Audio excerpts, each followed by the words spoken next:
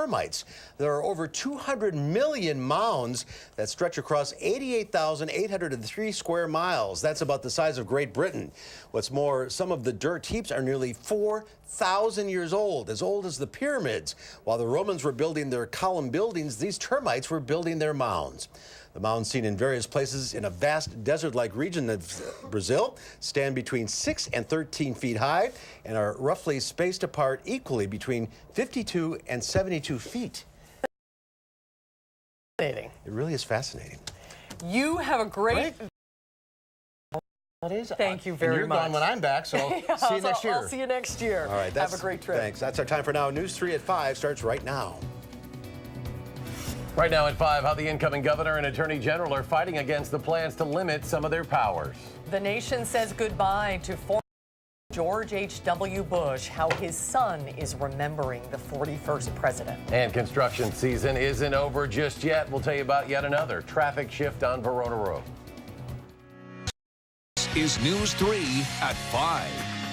Thanks for staying with News 3. The governor-elect is sending a message to Governor Walker tonight, not bills the legislature cleared this morning. Tony Evers and Attorney General-elect Josh Kaul spoke to reporters this afternoon, hours after lawmakers adjourned in a lame duck session that lasted all night. Our Rose Schmidt is live at the state capitol to tell us what Governor-elect Evers is encouraging the public to do. Rose? That's right. Governor-elect Tony Evers told us he plans to make a personal appeal to Governor Walker to veto this controversial legislation, and he's hoping the public will do that too. Evers said today that everything is on the table when trying to put a stop to these bills from passing, including litigation if it comes to that. Those bills would strip certain powers from the governor and attorney general. Now, this is legislation that Attorney General-elect Josh Kaul says was debated behind closed doors. The Democrats who won the statewide races say the GOP is ignoring the results of the election when the majority of voters chose them. I do believe that Wisconsin should be embarrassed by this activity. I've talked to many Republican leaders, and you've seen media reports of Republican leaders from the past and the present that are talking about this being an embarrassment for the state. It's a wrong thing. The legislature here has decided that it knows better not only than the way we've been doing things recently, but then the way we have done things for generations, and that is unacceptable. I want to encourage Wisconsinites to continue speaking up. Evers and Lieutenant Governor-elect Mandela Barnes say they were hoping to work with top Republican leaders. Speaker Voss has argued that he is trying to maintain a balance of powers between the branches with these bills. And Democratic lawmakers told me today that whether or not a lawsuit is filed is up to Evers and Kaul. Speaker Voss says it is within their right to challenge this, but he's confident that these bills would stand up in court. All right, Rose Schmidt live at the state capitol. Rose, thank you. Now, the bills headed to Governor Walker's desk are a bit different than initially proposed. News 3's Jessica Arp breaks down what passed, what didn't, and what changed. Multiple bills were debated on the floor through the night and early morning hours. Some things were added and some removed. Our constituents, who all voted for us, want us to have the ability to win a hand on occasion.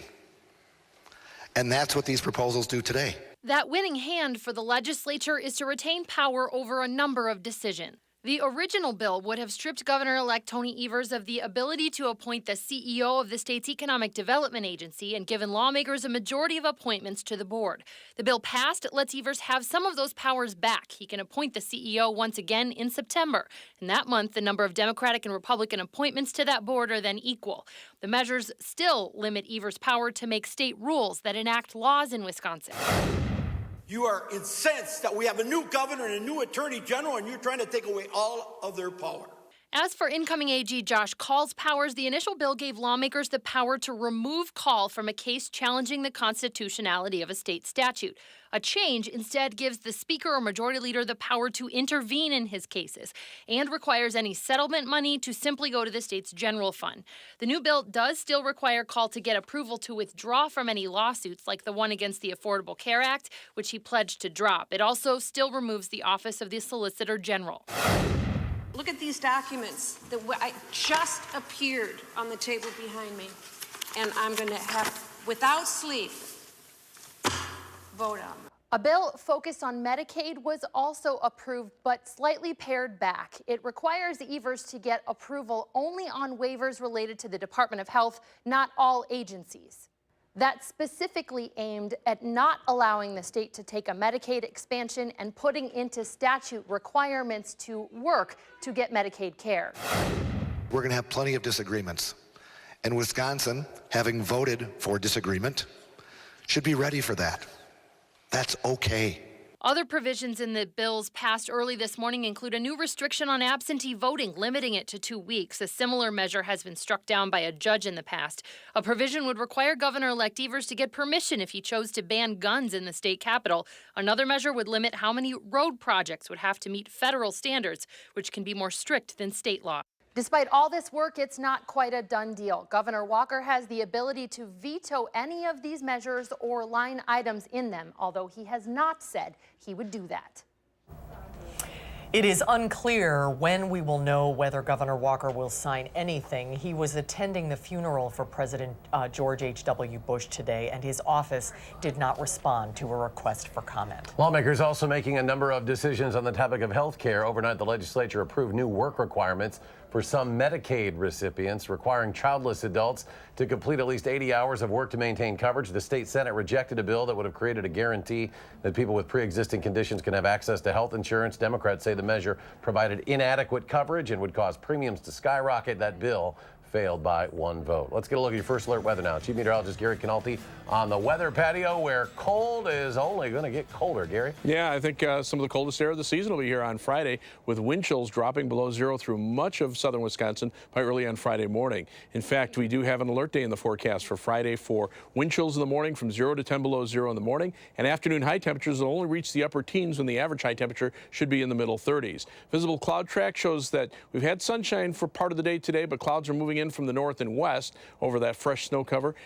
Low temperatures this morning started out in the lower 20s thanks to the cloud cover. High temperatures today, lower 30s so far. We've had some sunshine, so that got us up a little bit more. And you can see temperatures are pretty close to those high temperatures for the day. Wind chills right now make it feel a few degrees colder, mainly in the middle to the upper 20s. By tomorrow morning, temperatures will be down to around 20 degrees.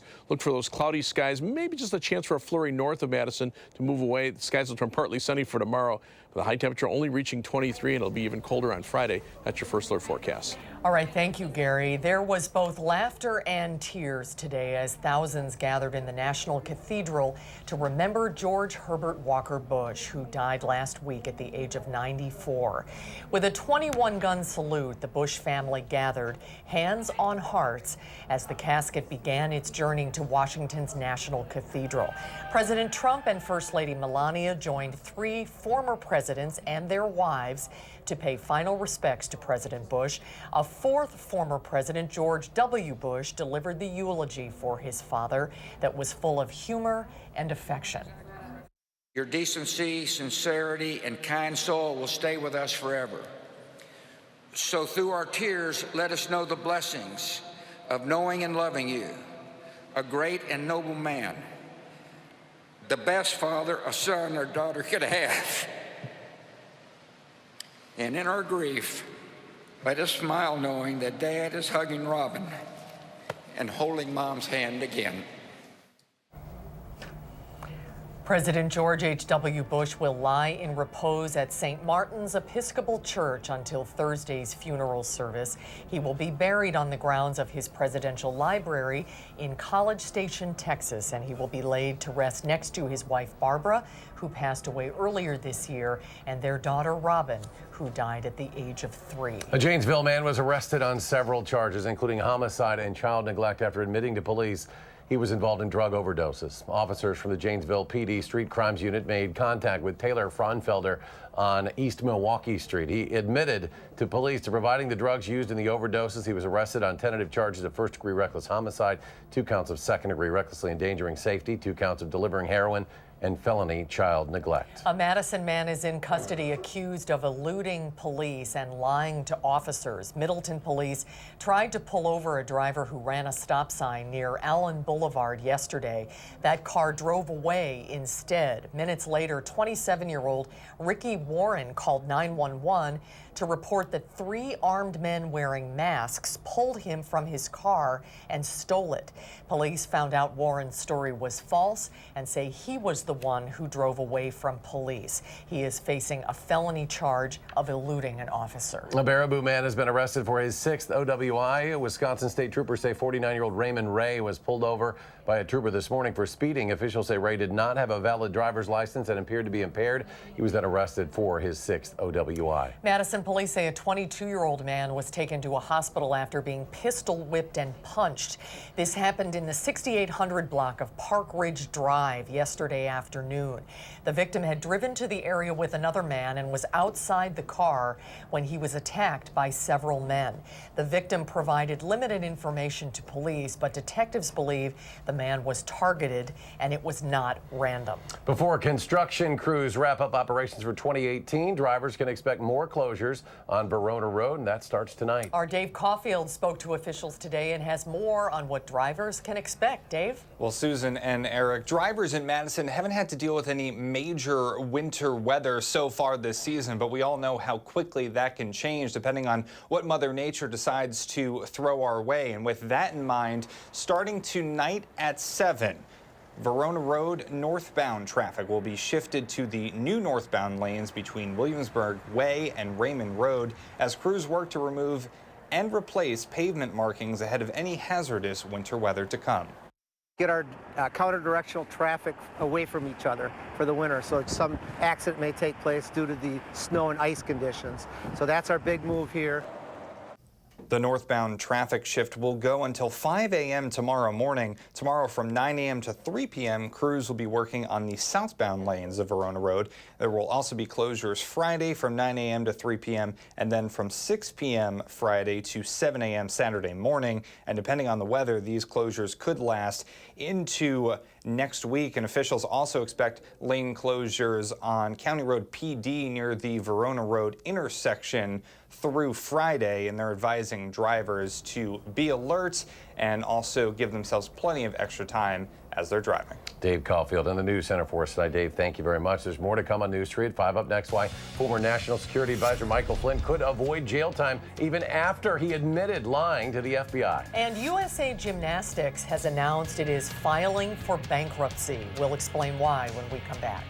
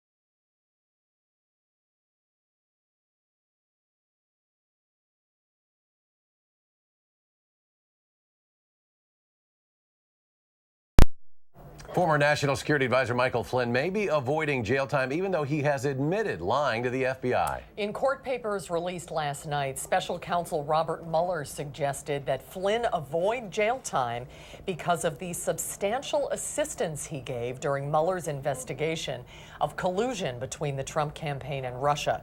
Shortly after the presidential election, it was revealed that Flynn had been communicating with a Russian ambassador. He then lied to the FBI about what he said. Mueller's court filing was heavily redacted because much of what Flynn told him is still being used in active investigations. That's not, I would say, the posture of someone who is on the verge of wrapping things up and filing a full report. 5 people who were in senior positions in the Trump campaign of the president's inner circle have agreed to provide evidence to the special counsel on the Russia probe.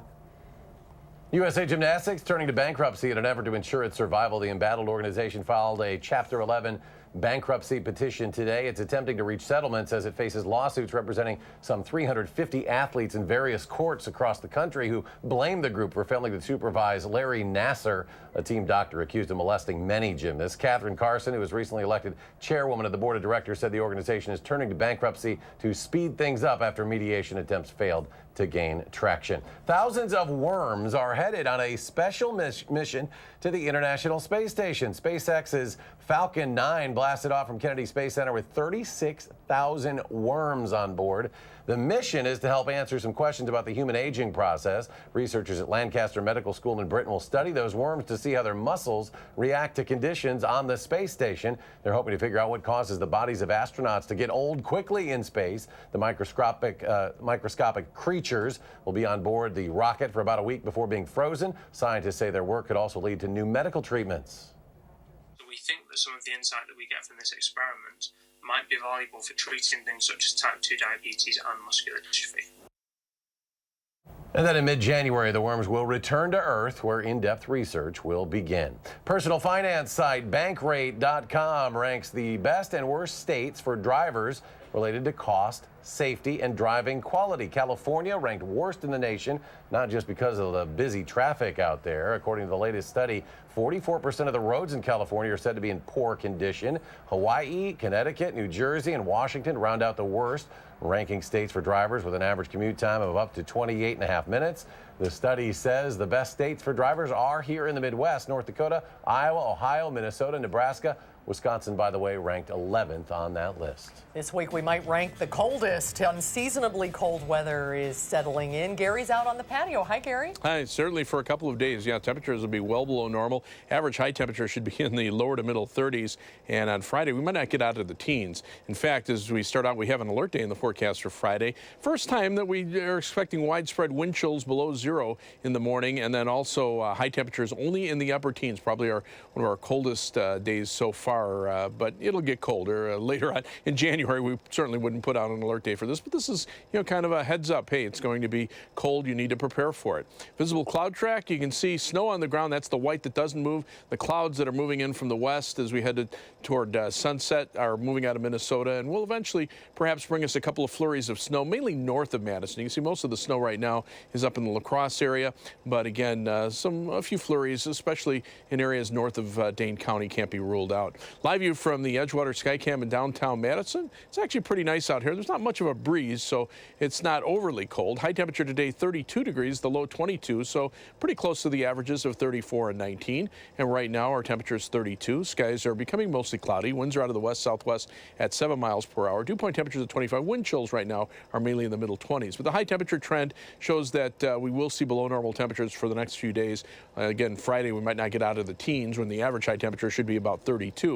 But as we head into the middle part of next week, temperatures will be back up closer to normal or perhaps even a little bit above normal. And the 8 to 14 day temperature outlook, which goes a week beyond that 7 day that you just looked at, still calling for above normal temperatures from much of the northern part of the United States, with the highest probabilities of that happening from the Dakotas eastward through Wisconsin and into New England. Precipitation expected to be above normal to our east. The big storm system expected to head up the eastern seaboard, but below normal precipitation to our west. Here in southern Wisconsin, just a slightly higher chance that we would see above normal precipitation.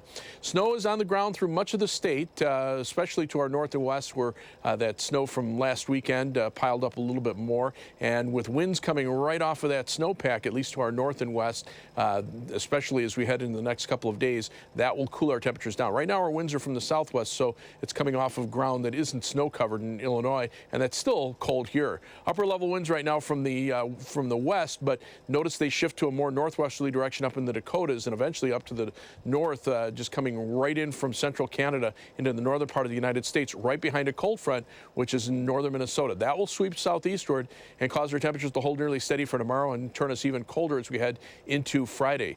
Temperatures right now already in the teens up near the U.S.-Canadian border, and compared to 24 hours ago, you can see those temperatures dropping from Minnesota and especially just north of the U.S.-Canadian border. So expect a change toward even colder weather for the next couple of days. Tonight, mostly cloudy, maybe a couple of flurries north of Madison. Low temperature dropping to 20 degrees for tomorrow. Partly sunny, breezy, and colder. High temperature only at 23. Those temperatures staying nearly steady in the 20s through the day. On future track, you can see those temperatures dropping off into the lower 20s to around 20 by tomorrow morning. Skies will start to clear out. So we'll see partly sunny skies tomorrow, but the sunshine isn't going to help much like it did today. Highs only reaching the lower 20s. Then with clear skies for tomorrow night, those temperatures drop off into the single digits with wind chills down to 10 below zero in spots. High temperatures on Friday only in the upper teens. As we look at the 7 to 10 day forecast, you'll see those temperatures remain below normal, but at least start to moderate into the early part of next week. We're back in the mid 30s by Wednesday with a chance for some rain and snow showers late in the day, changing to a few flurries or light snow showers on Thursday. No major storm systems in there, and temperatures near normal through the end of next week. As we take a look at first alert traffic this afternoon, we're seeing some delays on the Beltline. That's the view from the DOT camera at Park Street. Traffic slow in both directions there. Eastbound delays start around John Nolan Drive and go back to around Verona Road. Westbound delays start between Todd Drive and Fish Hatchery Road and go back to John Nolan Drive. Also some delays northbound on US 12 heading out of Middleton. As far as traffic times are concerned, right now 19 minutes on the Beltline from University Avenue to the interstate, 21 minutes going back in the westbound direction, and then heading out of Madison, 28 minutes down to Janesville on I-3990, 17 minutes to Sauk City on US 12, and even 20 minutes to Sun Prairie on US 151 and East Washington Avenue. That's your first alert traffic. All right, Gary, thanks. Still ahead at 5, the nation's foster care system is absorbing some of the youngest victims of the nation's drug crisis, children of parents with substance abuse disorders. One girl's story after a short break.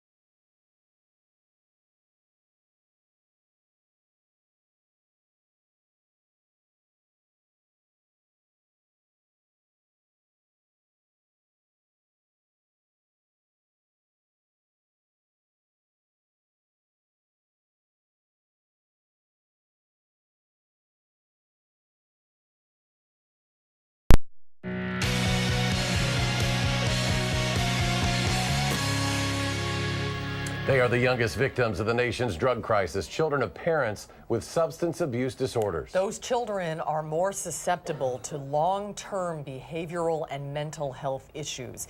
Kenneth Craig has an intimate look at the impact on one Massachusetts girl and the treatment that has helped her heal. 12-year-old Annie Barassa has come a long way since Mark and Phyllis Ann welcomed her into their lives. At just 3 years old, she was removed from the care of her biological mother over alleged substance abuse and neglect. The toll has been profound. At first, she was hitting and lashing out verbally and yelling and screaming. Annie is living with reactive attachment disorder, a serious condition known as RAD, stemming from the severe neglect she suffered before she was adopted. Children with the condition find it difficult to build healthy relationships and attachments with new caregivers, even when they're showered with love. When you consider the trauma and you consider what she went through, it's not something that's going to just kind of go away in any brief period of time. Annie received years of treatment at Bridgewell, a Massachusetts nonprofit organization where Dr. Jackie Devine is a psychologist. It often presents as extreme behavioral issues. Dr. Devine says she's seeing more and more children with RAD because of the current drug crisis.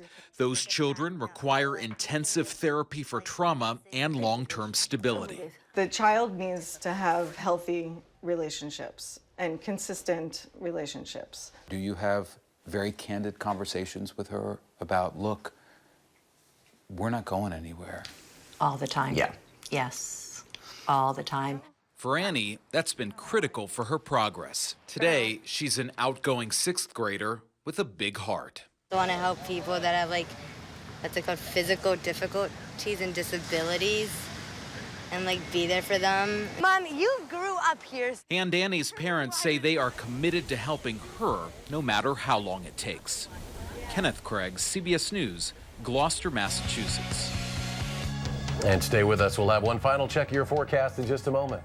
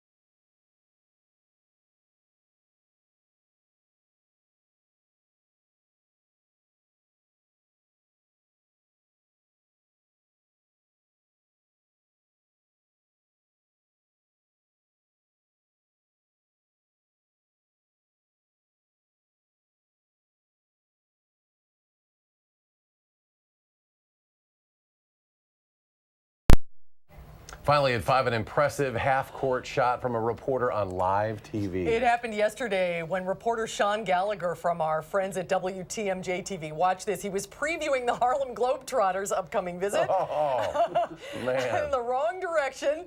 Look at their reaction. That's so great. Nothing but net. He actually dropped the mic and said, I'm leaving. I'm going to work for the Globetrotters That's now. cute. That's really cute. Yeah, even the Globetrotter clearly did not expect that shot to go down. What a moment. That's awesome. Yep, captured on live television. Let's go to Gary. Final check of the forecast. Temperature's going to stay cold. In fact, be even colder for the end of this week before warming up in the middle of next week. All right, we're back in 30 minutes for News 3 at 6. The CBS Evening News coming away next.